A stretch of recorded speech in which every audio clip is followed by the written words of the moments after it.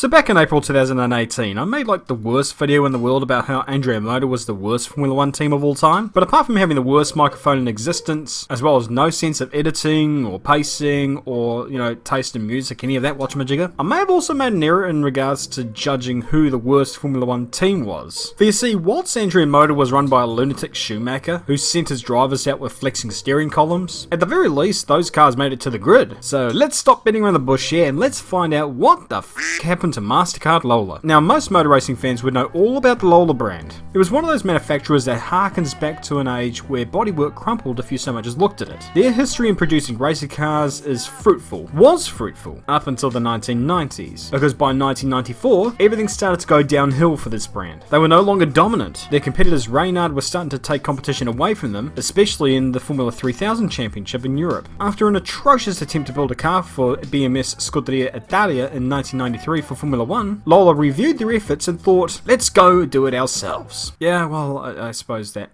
makes sense. But historically speaking, car makers entering Formula 1 hasn't really been that successful. The only car makers that can really create their own team and survive in Formula 1 need a wealth of funds behind them. But Lola didn't really have that luxury back in this time. And if you're counting your pennies before you enter the game, you either fold like Caterham did, or you'll end up like Stefan Grand Prix, in an endless loop talking about how you'll enter Formula 1 with your own team, talking like that guy prophesizing the end of the world, which I honestly think's gonna come before Inspector Clayhair carries out his promise. But all that's for another time. Throughout the year of 1994, Lola was developing a test mule for a proposed entry onto the Formula 1 grid for 1995, using Alumagneche to hurl the car around whatever strip of bitumen the team brought the car to, and form the basis for what the team would use in the 1995 season. Except that wouldn't happen. There were a few reasons as to why 1995 didn't happen for them. Firstly, the car was about as legal as a meth lab, as it had no airbox. But perhaps the most paramount issue as to why they didn't enter Formula 1 in 1995? One word: funding. But of course, when starting a new team, funding's always going to be a problem, unless your name ends with Stroll. So the aim was to attract sponsors to the team by hanging around in a test mule, hoping to be seen. I try that technique in bars sometimes, but I don't ever attract any sponsors. But luckily for Lola at least, the ruse worked. The company in question was Mastercard, although the sponsorship deal came a little bit too late for them to run in the 1995 season, or the 1996 one for that matter. So the intention was to build the team to the level that was needed to compete in Formula 1, and as well as this, they wanted to build their own V10 engine, preferring not to be under the guise of a Ferrari or a Honda or a Renault, everything being in-house, therefore easier to manage and keep everything in harmony. And this would all be ready to take the grid in 1998. Except that is what Lola wanted. What Mastercard wanted was wholly different. After Stewart Grand Prix revealed their car ahead of the 1997 season, the higher-ups at Mastercard looked at this and thought, And so the memo came down the line to Lola that they had to be on the grid for the 1997 season or the funding would be pulled. So now Lola had to build the car with unfinished designs, build their own engine, if that could even be done, and sign 2 drivers to the team in 4 months. This was impossible, and it certainly proved to be impossible. And Lola couldn't just go against the grain on this one, because if Mastercard pulled the funding, they were gone. And seeing as how Lance Stroll was still in his father's loins at the time, he couldn't save them either. So these guys had 4 months to build a Formula 1 car and the team around it. And if you think that's easy, please check yourself into the local mental asylum, because there is a reason why the 1998 date was set in the first place. And remember, this is Lola. These guys have been in the game for a long time. The car itself ended up being based upon technology they used in American open wheel racing, which is fine if you want to win an Indy, but going up against the likes of Williams, Ferrari and McLaren with this technology was tantamount to mechanical suicide. To add to the woes, that in-house V10 engine they wanted, well, they only had 4 months to build it, which basically means they didn't finish it. As a result, they needed a placeholder to power this thing along the straights. What they ended up with was the Ford ECA Z-Tex-R V8 engine, which was used to power the mighty 40 team in 1996, which resulted in an astounding 9 did not qualifies before the team collapsed before season's end. So, they've now got an engine which has proven to be slower than Jacob Zillmer's brain thought process, but at least the drivers wouldn't have to Fred Flintstone this thing along the straights. Oh yeah, the drivers. So, who have you got? Well, the first driver would be Vincenzo Sospetti, former teammate of the great Taki Inoue. Sospetti was certainly worthy of a Formula 1 seat. It was his teammate, though, that made everyone go, ah. That guy was Ricardo Rosset. This guy will have his own what the video eventually, so we'll save his hiding until then. So, yeah.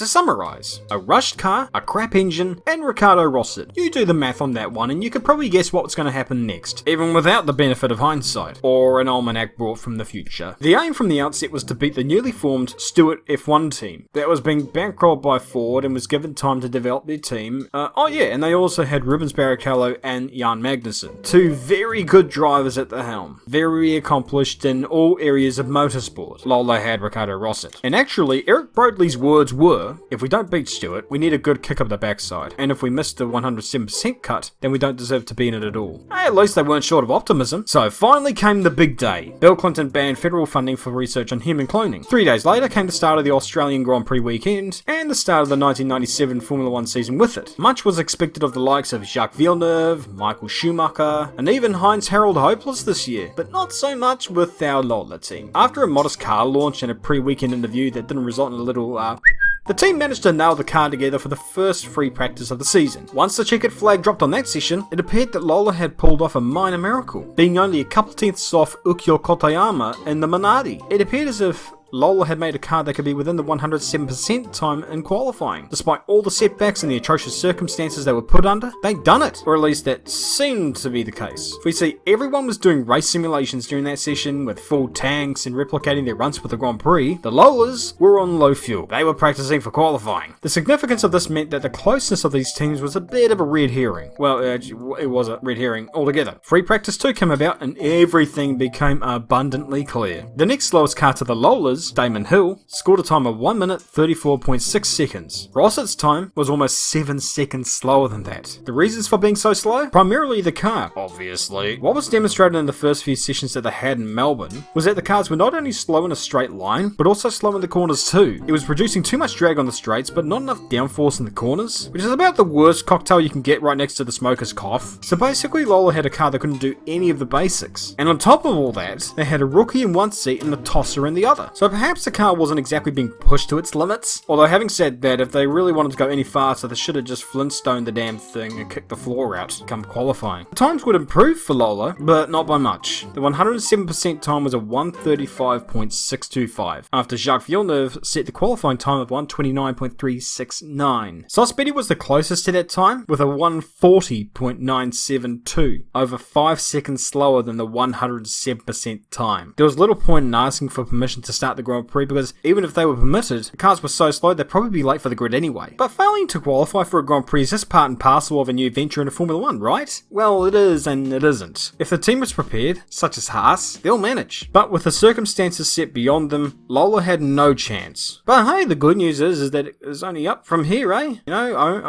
only onwards and upwards, hey? Yeah? The team could focus on developing key aspects of the car now that their first actual running of the car was completed, right? They had 3 weeks until Brazil, so at least they had a little bit of time to ponder over it all. Well, at least that was their intentions. But now more financial issues were starting to plague the team, and this time it will be a much more serious one. The way that the Mastercard's funding worked was that the team would get a cut of the money generated from the Mastercard holders who joined the F1 club. So in English, what that meant was that if Lola got enough people on board for Mastercard, they would get a cut of the money for their Formula 1 ventures. The problem with that scheme is that when you think of sponsors at the forefront of motorsport, such as Marlboro, Shell, and Napa, this is primarily down to the fact that not only are the cars up the front, but they're also in the race. The other thing is the cost of the scheme for the users. The lowest tier was reportedly £100 a year, with it going up to about £5,000 a year. For the lowest tier ones at £100, you got like some signed photos of the drivers and a monthly newsletter, which I gotta be honest, in nowadays terms doesn't sound too bad. And the £5,000 one, you can get a factory tour, dinner with the drivers, and VIP hospitality passes for a single Grand Prix in that year. Again, doesn't sound too bad, but evidently they probably weren't getting a lot of people, because after the catastrophe in Melbourne, the executives at Mastercard thought there was a little point in sponsoring a team too slow to qualify, and so pulled the plug on the sponsorship before the team could have any chance to not qualify again. So the team now had no backing, 2 cars that were extremely slow, and a whole season ahead of them with little to no hope of completion. All of this meant the death sentence for the team. At this point, Lola were already £6 million